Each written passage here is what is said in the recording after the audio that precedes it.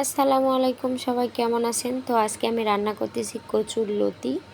তো প্রথমে দিয়ে দিলাম তেলটা ভালোভাবে গরম হয়ে যাওয়ার পর দিয়ে দিব পেঁয়াজ, কাঁচা মরিচ দিয়ে দিলাম। তারপর ভালো করে নেড়ে নিব, লাল লাল করে একটু ভাজবো আমি পেঁয়াজটা। পেঁয়াজটা লাল লাল করে ভাজা হয়ে যাওয়ার পর এখানে দিচ্ছি পানি। তো পানি দিচ্ছি মশলাটা কষানোর জন্য, যাই হোক। তো পানি দিলাম। এখন এখানে দিব হলুদ গুঁড়া,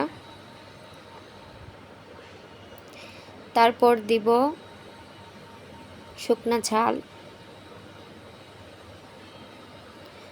ঝালের গুঁড়িয়া দিলাম। এরপর দিব মশলা। এখন অ্যাড করব স্বাদ মতো লবণ।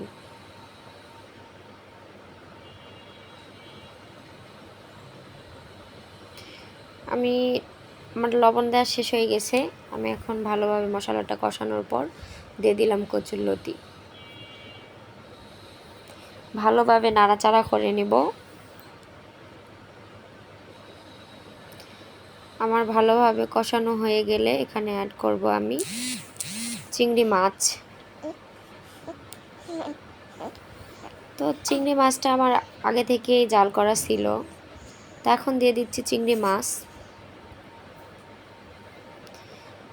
মাছ দেওয়া হয়ে গেলে ভালোভাবে কষে নিব।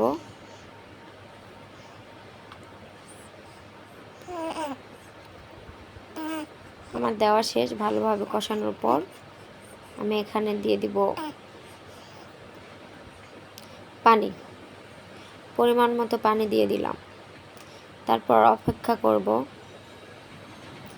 ভালোভাবে নাড়াচাড়া করে ঢাকনা দিয়ে ঢেকে দিব। তো সবাই লাইক করবেন, শেয়ার করবেন, কমেন্ট করবেন, কারণ আপনারা কমেন্ট না করলে তো আমি জানতে পারবো না যে আপনি আমাদের ভিডিও দেখতেছেন কি না। আপনি কমেন্ট করলে আপনার আইডিতে গিয়ে আমি লাইক, ফলো, সাবস্ক্রাইব করে আসব।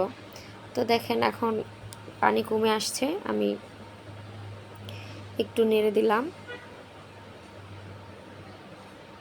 কিছুক্ষণের মধ্যে এটা হয়ে যাবে। দেখতেছেন অল্প একটু পানি আছে। তো আবারও আমি ঢাকনা দিয়ে ঢেকে দিব। কিছুক্ষণ পরে যে দেখুন পানিটি কমে আসছে।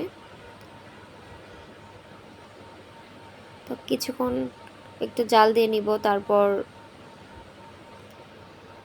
বাটিতে তুলে নিব, কারণ হয়ে যাবে। তো এই তো আমি বাটিতে তুলছি, দেখেন।